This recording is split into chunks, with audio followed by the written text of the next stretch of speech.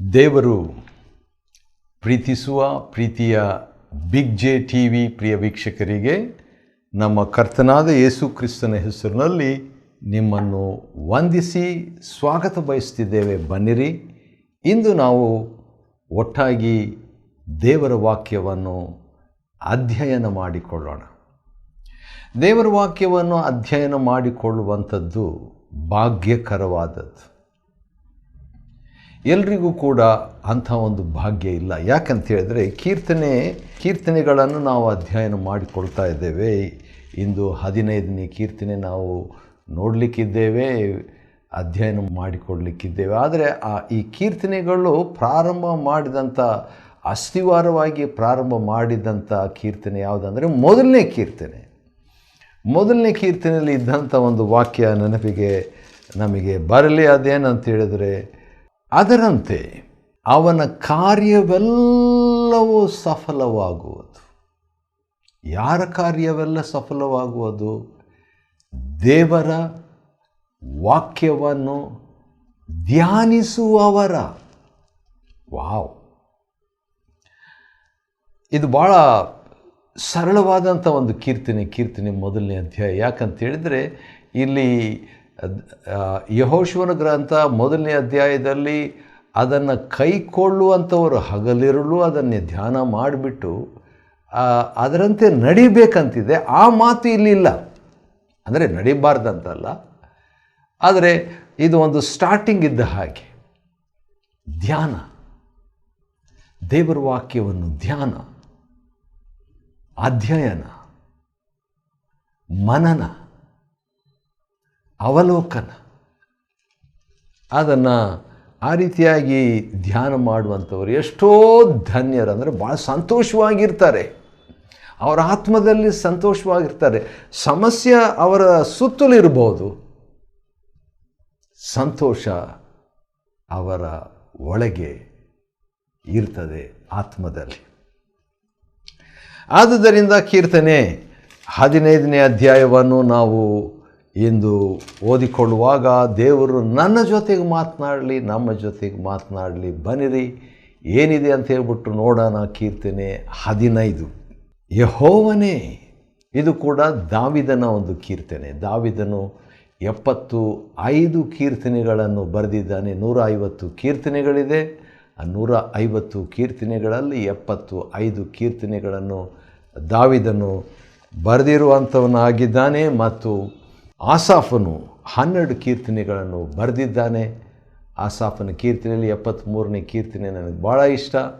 ಮತ್ತು ಕೋರಹನ ಮಕ್ಕಳು, ಮೋಶೆಗೆ ವಿರುದ್ಧವಾಗಿ ಅವನು ತಿರುಗಿ ಬಿದ್ದ ಆತ್ಮ ಕೋರಹನ ಮಕ್ಕಳಲ್ಲಿ ಇರಲಿಲ್ಲ. ಆದರೆ ಅವರು 10 ಕೀರ್ತನೆಗಳನ್ನು ರಚಿಸುವಂತೆ ದೇವರು ತಂದೆಯ ದೋಷಫಲವನ್ನು ಮಕ್ಕಳ ಮೇಲೆ ಹಾಕದೆ ಆ ಕೋರಹನ ಆ ಮಕ್ಕಳ ಒಂದು ಕೀರ್ತನೆ 10 ಕೀರ್ತನೆಗಳು. ಅದರಲ್ಲಿ 42ನೇ ಕೀರ್ತನೆ ನನಗಿಷ್ಟ, ಬಾಯಾರಿದ ಜಿಂಕೆ ಎಂಬಂಥ ಒಂದು ಕೀರ್ತನೆ. ಮತ್ತು ಸೊಲೊಮೋನನು 2 ಕೀರ್ತನೆಗಳನ್ನು ಬರೆದಿದ್ದಾನೆ. 72ನೇ ಕೀರ್ತನೆ ಮತ್ತು 127ನೇ ಕೀರ್ತನೆ. ಸೊಲೊಮೋನನಾದ ನಂತರ ಬೇರೆಯವರು ಒಂದೊಂದು ಕೀರ್ತನೆ. ಹೇಮಾನನು ಒಂದು ಕೀರ್ತನೆ ಬರೆದಿದ್ದಾನೆ, 88ನೇ ಕೀರ್ತನೆ. ಮೋಶೆ ಒಂದು ಕೀರ್ತನೆ ಬರೆದಿದ್ದಾನೆ, 90ನೇ ಕೀರ್ತನೆ. ಈತಾನನು ಒಂದು ಕೀರ್ತನೆಯನ್ನು ಬರೆದಿದ್ದಾನೆ, 89ನೇ ಕೀರ್ತನೆ. ಮತ್ತು ಇನ್ನು 50 ಕೀರ್ತನೆಗಳು ಅನಾಮಧೇಯ, ಯಾರು ಬರೆದಿದ್ದಾರಂತ ಗೊತ್ತಿಲ್ಲ. ಆದರೂ ಕೂಡ ದೇವರ ಆತ್ಮನು ಬರೆದಿದ್ದಾನೆ ಎಂಬುದು ಗ್ಯಾರಂಟಿ. ಸರಿ, ಆದ ಕಾರಣ ಕೀರ್ತನೆಗಳನ್ನು ಅಧ್ಯಯನ ಮಾಡೋದರಿಂದ ನಮಗೇನು ಪ್ರಯೋಜನ? ಕೀರ್ತನೆಗಳನ್ನು ಅಧ್ಯಯನ ಮಾಡಿಕೊಳ್ಳುವುದರಿಂದ ನಮಗೆ ಉಪದೇಶ ಸಿಗುತ್ತದೆ. We get teachings. ಕೊಲೊಸ್ಸೆ 3:16. ಕೀರ್ತನೆಗಳಿಂದ ನಮಗೆ ಮಾರ್ಗದರ್ಶನ ಸಿಗ್ತದೆ. We get guidance. ಅಪೊಸ್ತಲರ ಕೃತ್ಯ 1:20. ಕೀರ್ತನೆಗಳಿಂದ ನಮಗೇನು ಸಿಗ್ತದೆ? ಕೀರ್ತನೆಗಳಿಂದ ಯೇಸು ಕ್ರಿಸ್ತನ ವಿಷಯವಾಗಿ ನಾವು ಕಲಿತೇವೆ. ಲೂಕ 24:27. ಯೇಸು ಕರ್ತನು ಎಮ್ಮಾವು ಶಿಷ್ಯರಿಗೆ ತನ್ನ ವಿಷಯವಾಗಿ ಸಮಸ್ತ ಗ್ರಂಥಗಳಲ್ಲಿ, ಮೋಶೆ ಗ್ರಂಥದಲ್ಲಿ ಯೇಸು ಕ್ರಿಸ್ತನೇ, ಪ್ರವಾದಿಗಳ ಪುಸ್ತಕದಲ್ಲಿ ಯೇಸು ಕ್ರಿಸ್ತನೇ, ಆದರೆ ಕೀರ್ತನೆಗಳಲ್ಲಿ ಕೂಡ ಯೇಸು ಕ್ರಿಸ್ತನೇ. ಸ್ಪೆಷಲಾಗಿ 19 ಕೀರ್ತನೆಗಳು ಯೇಸು ಕ್ರಿಸ್ತನ ಅಂದರೆ ಮೆಸ್ಸಿಯನ ಕೀರ್ತನೆಗಳಾಗಿದೆ. ಆದರೆ ನಾವು ಪ್ರತಿ ಕೀರ್ತನೆಯಲ್ಲಿಯೂ ಯೇಸು ಕ್ರಿಸ್ತನ ವಿಷಯವಾಗಿ ಡೈರೆಕ್ಟಾಗಿ, ನೇರವಾಗಿ, ಅನೇರವಾಗಿ, ಪರೋಕ್ಷವಾಗಿ ನೋಡ್ತಾ ಇದ್ದೇವೆ. ಆದ ಕಾರಣ ಯೇಸು ಕ್ರಿಸ್ತನ ವಿಷಯವಾಗಿ ತಿಳ್ಕೊಳ್ಳೋದಕ್ಕೆ. ಮತ್ತು ಕೀರ್ತನೆ ಬಂದು ಅದು ಸ್ತುತಿ ಪುಸ್ತಕ, ಸ್ತೋತ್ರ ಪುಸ್ತಕ, ಸೆರಾಫ್ ತೆಹ್ಲೀಮ್ ಅಂತ ಹೇಳ್ಬಿಟ್ಟು ಹೀಬ್ರೂ ಭಾಷೆಯಲ್ಲಿ, ಅಂದರೆ ಸ್ತೋತ್ರಗಳ ಪುಸ್ತಕ ಅಂತ ಹೇಳ್ಬಿಟ್ಟು.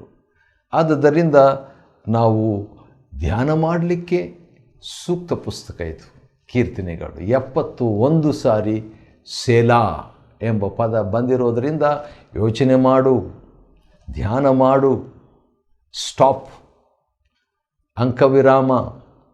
ಆದ ಕಾರಣ ಸ್ವಲ್ಪ ವಿರಾಮ ಮಾಡು, ಸ್ವಲ್ಪ ವೆಯ್ಟ್ ಮಾಡು, ಸ್ಟಾಪ್ ಮಾಡು, ನಿಲ್ಲಿಸು, ಚಟುವಟಿಕೆಗಳನ್ನು ಧ್ಯಾನಿಸು, ದೇವರನ್ನು, ದೇವರ ವಾಕ್ಯವನ್ನು ಎಂಬುದಾಗಿ ಹೇಳುವಂಥ ಕೀರ್ತನೆ. ಆದ ಕಾರಣ ಆ ಕೀರ್ತನೆ 15ನೇ ಕೀರ್ತನೆ ಈಗ ನಾವು ಅಧ್ಯಯನ ಮಾಡಿಕೊಳ್ಳಲಿಕ್ಕಿದ್ದೇವೆ. ಈ 15ನೇ ಕೀರ್ತನೆ ಯೆಶಾಯನ ಗ್ರಂಥ 33ರಲ್ಲಿ ಇರುವಂಥ ಕೆಲವು ವಚನಗಳಿಗೆ ಹೋಲಿಕೆಯಾಗಿರುವಂಥ ಒಂದು ಕೀರ್ತನೆಯಾಗಿದೆ. ಯೆಶಾಯನ ಗ್ರಂಥ 33ನೇ ಅಧ್ಯಾಯ ನೋಡುವಾಗ ಯೆರೂಸಲೇಮಿನ ಅಪಾಯವು, ಮುಂದಿನ ಸುರಕ್ಷಣೆಯು ಅಲ್ಲಿ ಬರೆದಿರ್ತದೆ. ಮತ್ತು ಅದೇ ಸಂದರ್ಭದಲ್ಲಿ ಯೆಹೋವನ ರಕ್ಷಣೆಯನ್ನು ಹೊಂದತಕ್ಕವರು ಯಾರು ಎಂಬುದಾಗಿ 14ರಿಂದ ಇರುವ ವಾಕ್ಯ ಭಾಗಗಳಲ್ಲಿ ಇರುವಂಥ ಕೆಲವು ಮಾತುಗಳು 15ನೇ ಅಧ್ಯಾಯದಲ್ಲಿ ರಿಪೀಟ್ ಆಗಿದೆ. ಒಬ್ಬ ಗ್ರಂಥಕರ್ತನಲ್ಲೂ ಪವಿತ್ರಾತ್ಮನಾದ ಕಾರಣ ಆತನು ಯಾವ ರೀತಿಯಾಗಿ 14ನೇ ಕೀರ್ತನೆ ನೋಡುವಾಗ 53ನೇ ಕೀರ್ತನೆ ಅದು ಸೇಮ್ ಸ್ವಲ್ಪ ಹೆಚ್ಚು ಕಡಿಮೆ ಇದೆ. ಅದೇ ರೀತಿಯಾಗಿ ಇದ್ದ ಹಾಗೆ 15ನೇ ಕೀರ್ತನೆ ಕೂಡ 33ನೇ ಅಧ್ಯಾಯ ಯೆಶಾಯನ ಗ್ರಂಥದಲ್ಲಿರುವುದಕ್ಕೆ ಹೋಲಿಕೆ ಆಗ್ತದೆ, ವ್ಯತ್ಯಾಸವೂ ಇದೆ. It is comparable but also contrast. ಸರಿ, ಮೊದಲನೇ ವಚನ ಕೀರ್ತನೆ, the book of Psalms chapter 15 verse 1. ಯೆಹೋವನೇ, ನಿನ್ನ ಗುಡಾರದಲ್ಲಿ ಇಳುಕೊಂಡಿರುವುದಕ್ಕೆ ಯೋಗ್ಯನು ಯಾವನು? ದೇವರ ಮನೆಯಲ್ಲಿ, ದೇವರ ನಿವಾಸದಲ್ಲಿ, ದೇವರ ಅನ್ಯೋನ್ಯತೆಯಲ್ಲಿ, ದೇವರ ಆವರಿಸಿಕೆಯಲ್ಲಿ, ದೇವರ ಸಹವಾಸದಲ್ಲಿ, ದೇವರ ಅಭಿಷೇಕದಲ್ಲಿ, ದೇವರ ಯೋಜನೆಯಲ್ಲಿ, ದೇವರ ಉದ್ದೇಶದಲ್ಲಿ, ದೇವರ ಪ್ರಕಟಣೆಯಲ್ಲಿ, ದೇವರ ಪರಾಮರಿಕೆಯಲ್ಲಿ, ದೇವರ ನಡೆಸುವಿಕೆಯಲ್ಲಿ ಅಂತ ಕೂಡ ಹೇಳ್ಬೋದು. ಯೆಹೋವನೇ, ನಿನ್ನ ಗುಡಾರದಲ್ಲಿ ಇಳುಕೊಂಡಿರುವುದಕ್ಕೆ, ವಾಸ ಮಾಡಲಿಕ್ಕೆ, ಪಾರ್ಟ್ ಆಗಿರಲಿಕ್ಕೆ ಯೋಗ್ಯನು ಯಾವನು? ನಿನ್ನ ಪರಿಶುದ್ಧ ಪರ್ವತದಲ್ಲಿ ವಾಸಿಸತಕ್ಕವನು ಎಂಥವನಾಗಿರಬೇಕು? ಯಾರು ದೇವರ ಕಂಟ್ರಿಯಲ್ಲಿ, ದೇವರ ರಾಜ್ಯದಲ್ಲಿ, ದೇವರ ಮನೆಯಲ್ಲಿ, ದೇವರ ಮಮತೆಯಲ್ಲಿ, ದೇವರ ಉದ್ದೇಶದಲ್ಲಿ, ದೇವರ ಪರಿಶುದ್ಧ ಪರ್ವತದಲ್ಲಿ ಅಥವಾ ದೇವರ ಪರಲೋಕದಲ್ಲಿ ವಾಸಿಸತಕ್ಕವನು ಎಂಥವನಾಗಿರಬೇಕು? ಅವನ ಕ್ವಾಲಿಟೀಸ್ ಏನು, ಅವನ ಯೋಗ್ಯತೆಗಳು ಏನು, ಕ್ವಾಲಿಫಿಕೇಷನ್ಸ್, ಅರ್ಹತೆಗಳು ಏನು ಎಂಬುದಾಗಿ ನೋಡುವಾಗ ಮೊದಲನೇದು ಸುಮಾರು ಈ 15ನೇ ಕೀರ್ತನೆಯಲ್ಲಿ 11 ಯೋಗ್ಯತೆಗಳು ಕೊಡಲಾಗಿದೆ. 11 qualifications of a person who can be with God, God's fellowship. ಆ ರೀತಿಯಾಗಿ ಹೇಳೋಣ. ಪರ್ವತ, ಗುಡಾರ ಇವೆಲ್ಲ ನೋಡುವಾಗ ಸ್ವಲ್ಪ ಗಲಿಬಿಲಿ ಆಗ್ಬೋದು. ಆದ ಕಾರಣ ದೇವರ ಜೊತೆಯಲ್ಲಿ ನಾವು ಫೆಲೋಶಿಪ್, ದೇವರ ಅನ್ಯೋನ್ಯತೆಯಲ್ಲಿ ಇರುವುದಕ್ಕೆ 11 ಯೋಗ್ಯತೆಗಳು. ಮೊದಲನೇ ಯೋಗ್ಯತೆ, ಅವನು ಸಜ್ಜನನಾಗಿರಬೇಕು. ಅವನು ಸಜ್ಜನನಾಗಿರಬೇಕು, ಒಳ್ಳೆಯವನಾಗಿರಬೇಕು. ಆದರೆ ನಮಗೆ ಗೊತ್ತಿದೆ, ನೀತಿವಂತನು ಅಥವಾ ಒಳ್ಳೆಯವನು ಯಾರೂ ಇಲ್ಲ. ಆದರೆ ಹಳೆ ಒಡಂಬಡಿಕೆಯಲ್ಲಿ ಇರುವ ಒಳ್ಳೆಯವನು ಅಂತ ಹೇಳ್ಬೋದು. ಹಳೆ ಒಡಂಬಡಿಕೆಯಲ್ಲಿ ಒಳ್ಳೆಯವರಿದ್ದರು, ಹಳೆ ಒಡಂಬಡಿಕೆಯಲ್ಲಿ ನೀತಿವಂತರಿದ್ದರು. ಭಾಳ ಅಪರೂಪ ಅದು. ನೀತಿವಂತನಿಲ್ಲ, ಒಬ್ಬನಾದರೂ ಇಲ್ಲ, ನಿಜ. ಆದರೆ ಹಳೆ ಒಡಂಬಡಿಕೆಯ ನೀತಿವಂತರು ಇದ್ದರು ಸ್ವಲ್ಪ ಮಟ್ಟಿಗೆ. ದೇವರ ದೃಷ್ಟಿಯಲ್ಲಿ ದೇವರು ಹಾಗೆ ದೇವರ ಸ್ಟ್ಯಾಂಡರ್ಡ್ ಪ್ರಕಾರವಾದ ನೀತಿವಂತರು ಇರಲಿಲ್ಲ. 1%, 2%, 10% ನೀತಿವಂತರು. ಅಂದರೆ ದೇವರ ಸ್ವಲ್ಪ ಮಟ್ಟಿಗೆ ದೇವರ ಸ್ವಭಾವ ಇರುವಂಥವರು ಇದ್ದರು ಹಳೆ ಒಡಂಬಡಿಕೆಯಲ್ಲಿ. ಯಾಕಂದರೆ ಉದಾಹರಣೆಗೆ ಈಗ ನೋಡ್ರಿ, ಒಂದು ವಾಕ್ಯ ನಾನು ಓದ್ತೇನೆ. ಹೌದು, ನೀತಿವಂತರಿಲ್ಲ, ಒಬ್ಬನಾದರೂ ಇಲ್ಲ ಎಂಬಂಥ ಮಾತು ಬರೆದಿದೆ ರೋಮಾಪತ್ರಿಕೆ 3ನೇ ಅಧ್ಯಾಯದಲ್ಲಿ. ಮತ್ತು ಅದೇ ರೀತಿಯಾಗಿ ಹಿಂದೆ ನಾವು ನೋಡಿಕೊಂಡಂಥ ಕೀರ್ತನೆ 14ರಲ್ಲಿ ಕೂಡ ಅದೇ ಮಾತನ್ನು ನಾವು ನೋಡಿಕೊಂಡಿದ್ದೇವೆ. ಏನಂತ ಹೇಳ್ಬಿಟ್ಟು, ಒಳ್ಳೆಯದನ್ನು ಮಾಡುವವನು ಇಲ್ಲ, ಒಬ್ಬನಾದರೂ ಇಲ್ಲ, ಎಲ್ಲರೂ ದಾರಿ ತಪ್ಪಿದವರೆ ಅಂತ 14ನೇ ಕೀರ್ತನೆ. ಆದರೆ ಈಗ ನಾವು 15ನೇ ಕೀರ್ತನೆ ಅಧ್ಯಯನ ಮಾಡ್ತಾ ಇದ್ದೇವೆ. ಅದರಲ್ಲಿ ದೇವರ ಸನ್ನಿಧಾನದಲ್ಲಿ, ದೇವರ ಅನ್ಯೋನ್ಯತೆಯಲ್ಲಿ, ದೇವರ ಸಹವಾಸದಲ್ಲಿ ನಾವು ಇರಬೇಕಾದ್ರೆ 11 ಯೋಗ್ಯತೆಗಳಿದೆ. ಅದರಲ್ಲಿ ಮೊದಲನೇ ಯೋಗ್ಯತೆ ಸಜ್ಜನನಾಗಿ ಇರಬೇಕು ಎಂಬುದಾಗಿ. 2ನೇ ಕ್ವಾಲಿಫಿಕೇಷನ್ ನೀತಿವಂತನಾಗಿ ಇರಬೇಕು ಅಂತ ಹೇಳ್ಬಿಟ್ಟು. ಆದರೆ ನೋಹನ ಕಾಲದಲ್ಲಿ ನಾವು ನೋಡುವಾಗ 6ನೇ ಅಧ್ಯಾಯ 8ನೇ ವಚನ ಈ ರೀತಿಯಾಗಿದೆ. ನೋಹನಿಗೆ ದೇವರ ದಯವು ಅಥವಾ ದಯೆಯು ದೊರಕಿತಂತೆ. ಹೇಗೆ? 9ನೇ ವಚನ, ನೋಹನು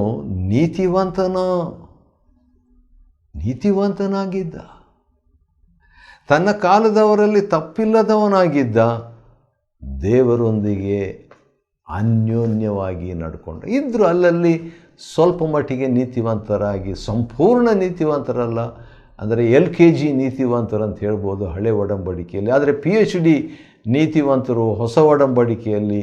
ಹಳೆ ಒಡಂಬಡಿಕೆಯಲ್ಲಿ ಇಲ್ಲದಂಥದ್ದನ್ನು ಹೊಸ ಒಡಂಬಡಿಕೆಯಲ್ಲಿ ಯೇಸು ಕ್ರಿಸ್ತನು ಮಾಡಿದ್ದನ್ನು ನಾವು ನೋಡ್ತಕ್ಕದ್ದು.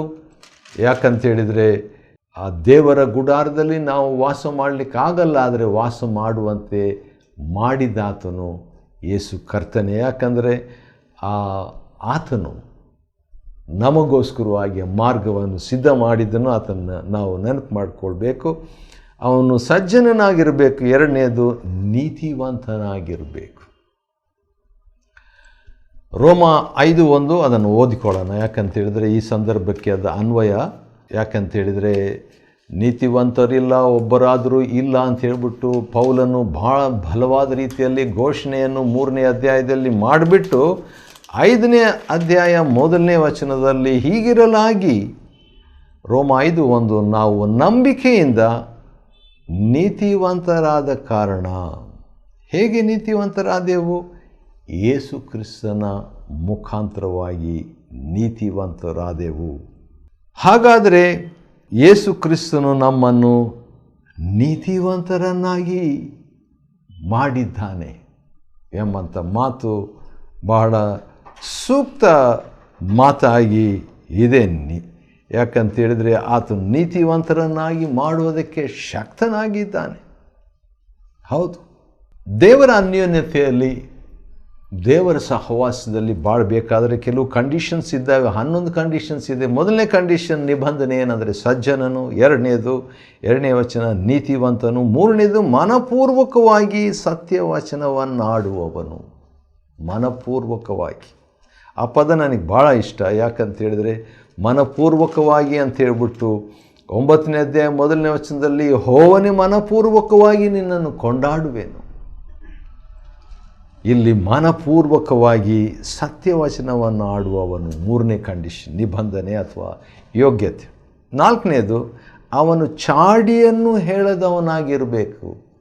ದೇವರನ್ನು ನಾವು ಅನುಭವಿಸಬೇಕಾದರೆ, ದೇವರ ಅನ್ಯೋನ್ಯತೆಯಲ್ಲಿರಬೇಕಾದ್ರೆ ಚಾಡಿ ಹೇಳುವವರಾಗಿ ನಾವುಗಳು ಇರಬಾರ್ದು. 5ನೇದಾಗಿ, ಮತ್ತೊಬ್ಬರಿಗೆ ಅನ್ಯಾಯ ಮಾಡಬಾರ್ದು. ಅದು ನಮ್ಗೆ ಗೊತ್ತಿದೆ. ಆರನೇದಾಗಿ ಯಾರನ್ನೂ ನಿಂದಿಸಬಾರ್ದು. ವಾವ್, ತೀತ 3ನೇ ಅಧ್ಯಾಯದಲ್ಲಿ ಅದೇ ಮಾತು ಹೇಳಲಾಗಿ, ಯಾರನ್ನು ನಿಂದಿಸಬಾರ್ದು. ನಾವು ಜಡ್ಜ್ ಅಲ್ಲ, ದೇವರೊಬ್ಬನೇ ಜಡ್ಜ್, ನ್ಯಾಯಾಧಿಪತಿ. ಆತನು ತೀರ್ಪು ಮಾಡ್ಬೋದು, ನಮಗೆ ಆ ಹಕ್ಕು ಅಧಿಕಾರ ಇಲ್ಲ. ಆದರೆ ಯೋಹಾನ 7:24 ವಾಕ್ಯಾನುಸಾರವಾಗಿ ನಾವು ತೀರ್ಪು ಮಾಡ್ಬೋದು, ಹೌದು. ಮತ್ತು 4ನೇ ವಚನದಲ್ಲಿ 7ನೇ ಕಂಡೀಷನ್, ಭ್ರಷ್ಟರನ್ನು ಜರಿದು ಬಿಟ್ಟವನಾಗಿರಬೇಕಂದ್ರೆ ದೇವರ ಅನ್ಯೋನ್ಯತೆ, ದೇವರ ಗುಡಾರದಲ್ಲಿ, ದೇವರ ಸಹವಾಸದಲ್ಲಿ, ದೇವರಲ್ಲಿ ಭಾಗಿಯಾಗಿರಬೇಕಾದಂಥ ವ್ಯಕ್ತಿ ಆ ರೀತಿಯಾಗಿರಬೇಕು. ಯೆಹೋವನಲ್ಲಿ ಭಯಭಕ್ತಿ ಉಳ್ಳವರನ್ನು ಸನ್ಮಾನಿಸುವವನು. ಯೆಹೋವನಲ್ಲಿ ಭಯಭಕ್ತಿ ಉಳ್ಳ ಭಕ್ತಾದಿಗಳನ್ನು ಸನ್ಮಾನಿಸುವವರಾಗಿದ್ದರೆ ದೇವರನ್ನು ಸನ್ಮಾನಿಸುವವರಾಗಿದ್ದೇವೆ ಎಂಬಂಥ ಮಾತು ಎಷ್ಟು ಸ್ಪಷ್ಟವಾಗಿದೆ. ಇದನ್ನು ನೋಡುವಾಗ, ಇದನ್ನು ಕೇಳಿಸ್ಕೊಳ್ಳುವಾಗ ನನಗೆ ಒಂದು ವಾಕ್ಯ ನೆನಪಿಗೆ ಬರ್ತಿದೆ. ಮತ್ತಾಯನ ಬರೆದ ಸುವಾರ್ತೆ 10ನೇ ಅಧ್ಯಾಯದಲ್ಲಿ 40ನೇ ವಚನ ಈ ರೀತಿಯಾಗಿದೆ, ನಿಮ್ಮನ್ನು ಸೇರಿಸಿಕೊಳ್ಳುವವನು ನನ್ನನ್ನು ಸೇರಿಸಿಕೊಳ್ಳುವವನಾಗಿದ್ದಾನೆ. ನೀತಿವಂತನೆಂದು ಸೇರಿಸಿಕೊಳ್ಳುವಂಥವರು ನೀತಿವಂತರಿಗೆ ಬರ್ತಕ್ಕ ಪ್ರತಿಫಲವನ್ನು ಹೊಂದುತ್ತಾನೆ. 9ನೇದಾಗಿ, ನಷ್ಟವಾದರೂ ಪ್ರಮಾಣ ತಪ್ಪದವನಾಗಿರಬೇಕು. ವಾವ್. 10ನೇದು 5ನೇ ವಚನ, ಅವನು ಸಾಲಕ್ಕೆ ಬಡ್ಡಿ ಕೇಳದವನು ಆಗಿರಬೇಕು. ಪ್ರತ್ಯೇಕವಾಗಿ ವಿಶ್ವಾಸಿಗಳ ಮಧ್ಯದಲ್ಲಿ ಇಸ್ರಾಯೇಲರಲ್ಲಿ ಅದು ನಿಷೇಧವಾಗಿತ್ತು. ಕೊನೆಯದಾಗಿ, ನಿರಪರಾಧಿಯ ಕೇಡಿಗಾಗಿ ಲಂಚ ತೆಗೆದುಕೊಳ್ಳದವನು ಆಗಿರಬೇಕು. ಆ ರೀತಿಯಾಗಿದ್ದರೆ ದೇವರ ಸಹವಾಸ, ಅನ್ಯೋನ್ಯತೆ, ದೇವರ ಗುಡಾರದಲ್ಲಿ ಅವರಿಗೂ ಒಂದು ಸ್ಥಳ ಅವಕಾಶ ದೊರೆಯುತ್ತದೆ. ಇಂಥವನು, ಈ 11 ಕ್ವಾಲಿಫಿಕೇಷನ್ಸ್ ಇರುವಂಥವನು ಅಥವಾ ದೇವರ ಅನ್ಯೋನ್ಯತೆಯಲ್ಲಿ ಇರುವಂಥವನು, ಇಂಥವನು ಎಂದಿಗೂ ಕದಲುವುದಿಲ್ಲ. ಅಂಥ ಒಂದು ಅವಕಾಶ, ಭಾಗ್ಯ, ಸ್ಥಿರತೆ ದೇವರು ತನ್ನ ಭಕ್ತನಿಗೆ, ಅನ್ಯೋನ್ಯತೆಯಲ್ಲಿ ಇದ್ದವನಿಗೆ ದೇವರು ಕೊಡುವಾತನಾಗಿದ್ದಾನೆ. ಆಶ್ಚರ್ಯ. ಕೀರ್ತನೆ 15ನೇ ಅಧ್ಯಾಯವನ್ನು ಅಧ್ಯಯನ ಮಾಡಿಕೊಳ್ಳುವಂತೆ ದೇವರು ಕೊಟ್ಟ ಕೃಪೆಗಾಗಿ ಆತನಿಗೆ ಸ್ತೋತ್ರವಾಗಲಿ. ದೇವರು ನಿಮ್ಮನ್ನು ಆಶೀರ್ವದಿಸಲಿ.